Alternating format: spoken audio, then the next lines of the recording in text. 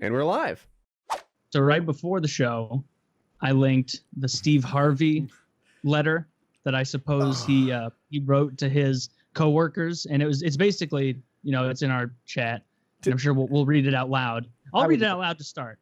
Yeah, go ahead. All right. And apparently this is to everyone in his company, on his show, I suppose. What is this show? What show does he do? The Steve Harvey Show. He does Family Feud too. So yeah, is he still on Family Feud? Because they mix it up pretty regular. Like it seems like you get like 3-4 years of that, and then you get a new guy in there. Louis Anderson did it for a while. There was that guy who killed himself. There's been a bunch of people. I think one of the guys was like a rapist or something. Could be wrong. I just read it on the internet recently that well, this is to the Steve Harvey Show cast, and he's had it. So it starts out, good morning, everyone. Welcome back. I'd like you all to review and adhere to the following notes and rules for season 5 of my talk show. I'll just talk louder when he goes caps, so you know when he does. There will be no meetings in my dressing room, no stopping by or popping in. No one. Do not come to my dressing room unless invited. Do not open my dressing room door. If you open my door, expect to be removed. My security team will stop everyone from standing at my door who have the intent to see or speak to me. I want all the ambushing to stop now. That includes TV staff. You must schedule an appointment. I have been taken advantage of by my lenient policy in the past. This ends now. No more. Do not approach me while I'm in the makeup chair unless I ask to speak with you directly. Either knock or use the doorbell. I am seeking more free time for me throughout the day. Do not wait in the hallway to speak to me. I hate being ambushed. Please make an appointment. I promise you I will not entertain you in the hallway. My favorite part. And do not attempt to walk with me. If you are reading this, yes, I mean you. Everyone, do not take offense to the new way of doing business. It is good for my personal life and enjoyment. Thank you all, Steve Harvey. Oh, what a Can I just say, really? Yeah, you're on Team Harvey with this one. I am not 100% on Team Harvey. But this note did not get written like on season 1 of the Steve Harvey Show, okay? That's what a cunt would have done. He'd have come right out of the gates with like, hey, don't be fucking with me. I'm Steve Harvey. You see the mustache? You see the caterpillar? That's power. Like he'd have told him, and it would have been early. But no, after 5 years of doing this shit, it seems like they have been fucking with him and like abusing whatever privileges he allowed them before, and he's just putting his foot down. And I like the part he put in there. He's like, look, this is some time I'm going to apply to me. Maybe he's trying to work out. Maybe Steve Harvey's trying to lose a little weight. I do see both sides of this. I did even before you said that. Maybe he is. But I'm sure that this letter is the result of something. He says, I'm not going to try and entertain you in the hallways. Please don't try and walk with me. I'm sure that there are people who are trying to walk with him. Maybe, or maybe he's a delusional fuckhead who's just like, thinks this is happening. Oh no! Oh, I don't think he's a delusional fuckhead. Like when you read this email, you can see the tiers of demands he's making, which makes me know that this is not a first draft. He has sent out things. Season 1 or season 2, I bet there was one where it's like, hey guys, I know that I've been lenient and letting everybody in my dressing room all the time, but please wait out in the hall and we'll walk and talk there, and season 5, Steve Harvey's fucking had it.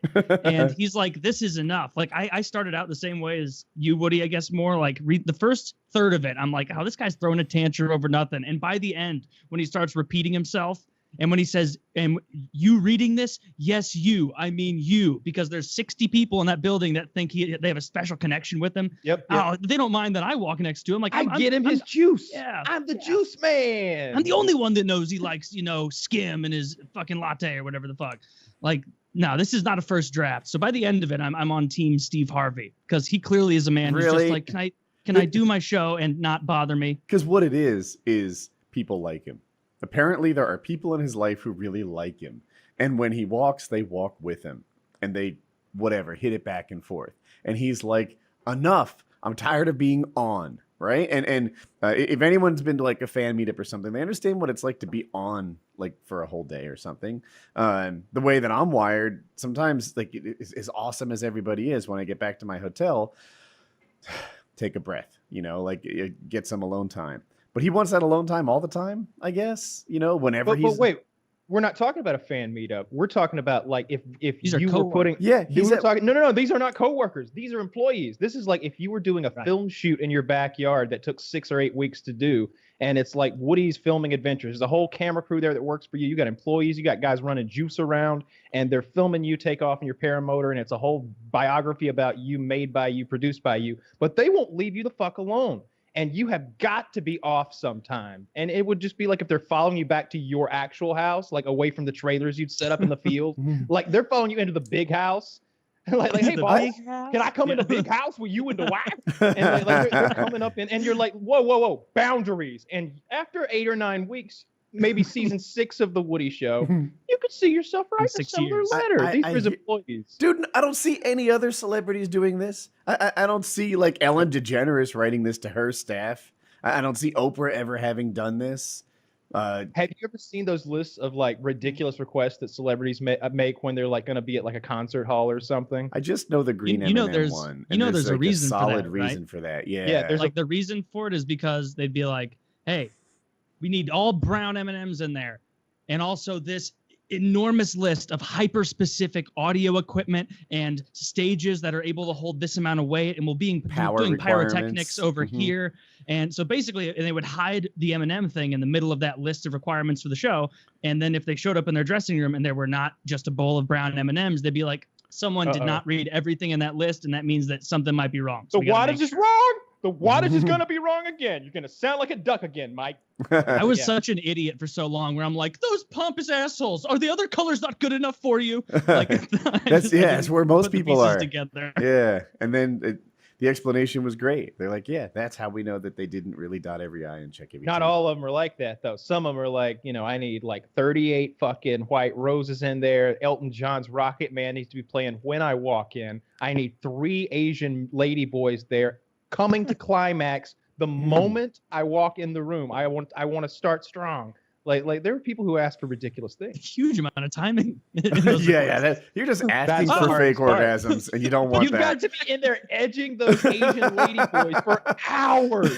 There has to be like a point man, be like, he's coming, like, and not the lady boys. Me, like I'm entering the building. They have to be watching you step by step to make sure they climax the right time, but they'll do it for you. They would never do that for me. No, they would. They wouldn't do it for me if I tried to bring him to climax myself. It just wouldn't do it. I don't know. I'm still on the team Harvey's a douche here. There are other I don't know. Steve Harvey as a man exudes qualities that I find really, and opinions that I find really shitty. He something about homosexuals that he's very old school, like Southern Baptist kind of mentality. So he's very anti-homosexual. He's very anti anything outside the real norm as far as marriage and gender roles go. And he's spoken out about that a few times. And sometimes it's something that you can get behind. If he's talking about stop being a piece of shit, be a man, and like do this, do that, do this. But then sometimes can we play the video? Can we roll the tape? This is 6 minutes long. Like real scumbag. Yeah. This is 6 minutes long, so I don't intend to watch the whole thing. But let's see where it goes. Scumbags get annoyed too. Ready, set, play. He does not like those topics. Relationship with God. You sitting up here talking to a dude and he tells you he's an atheist. You need to pack it up and go home. You're talking to a person who don't believe in God.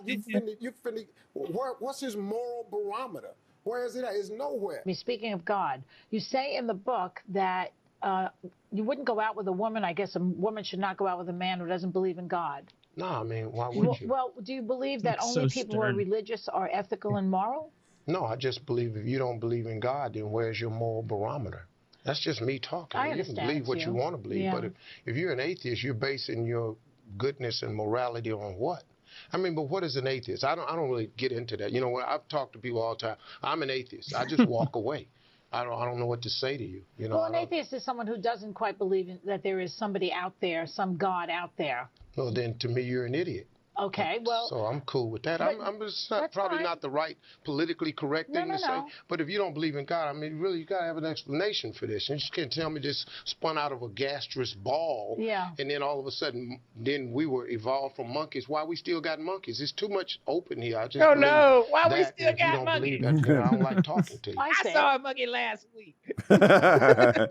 Like you say, men cheat because women allow them. That was always a very confusing point. I mean, you know, like when people like you don't even know what to say. They're like, well, we still got monkeys. Because my first impression was just like, well, we got like 50, like we got so many different kinds of monkeys though. My name is Debbie. Like it's not like there's clearly like a deformed version of a monkey that could have been a human. You know, are you guys still watching this? I am. I want to hear this nagging answer. That'd be like you telling your dog that he evolved from the wolf, and him being like, bullshit, we still got wolves. Yeah. Not for nothing, Steve, it's exactly that. That's what I'm hearing. We can stop it. Anyway, yeah, I find him to be very close-minded and pretty much a jerk. Yeah. Oh, for sure. Yeah, he seems like a jerk in a lot of that stuff and kind of like a douche.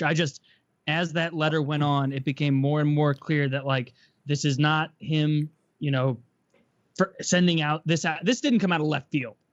There was something that instigated this, and this was not the first draft. There was a season 1 version of this, a season 2, and what I bet is that Ellen and those other shows and Oprah started off right with good rules that are establishable, and then I bet Steve Harvey came in and was like, "No, I'm open. I'm old Steve Harvey. I just don't talk to me if you're an atheist, LOL," or whatever he would do. Like then like let you come in, and he quickly realized it was a mistake.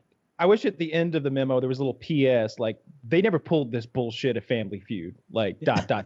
Like just to let them know that like this is just completely uncalled for what you're doing to me.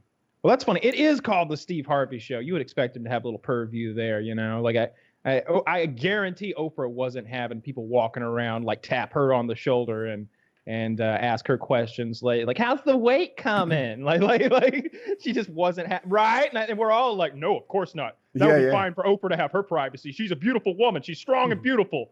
Well, she's brave more than anything. Harvey, the second Steve Harvey's like, y'all leave me alone. I need some Steve time. I gotta comb my stash out. Like just leave me alone for a while. Like it's like I bet there was nothing better for Oprah's career than the fact that she couldn't keep her weight under control. Because it like made her very easy to empathize with for her largely female audience. And she was always hawking stuff like, hey, lose this weight, get this trick and my stamps on it so you can trust me. And it's like, Oprah, you're still fucking fat. Like, I don't know, how can we trust you? You know what she did? But every time she lost weight, it was another sales opportunity. Like, yeah, exactly. Like, hey, gain it all back. You can do this too. And you know the most recent one, right? She bought, I hope I'm getting this right. She bought a significant percentage of what's that weight loss program that always has celebrities pitching for. It's not Weight Watchers. It's not. I think it's Weight Watchers. Slim Fast. I think it's Weight Watchers. I'm pretty sure she bought like a significant amount of Weight Watchers and then lost like 45 pounds and then releases all these commercials of her for her own product, which is Weight Watchers now. I think she just became like far more rich. She should have to disclose that she owns it, like in each video, like she was a YouTuber.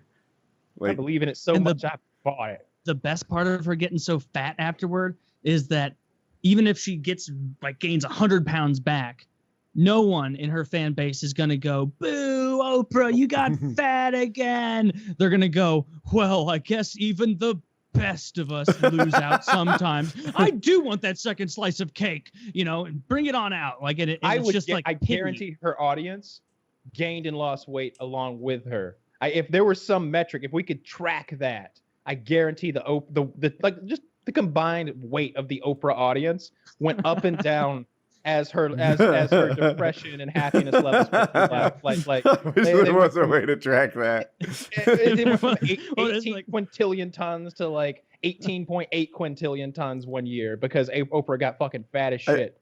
If it wasn't for the law, her fan base is so large. If it wasn't for thermodynamics, you could just like weigh the earth and see if it got bigger or smaller. But of course, we all know that like just the food supply went down and the people went up, and you can't create or destroy energy. Anyway, they say 3 new Oprah fans are born every minute.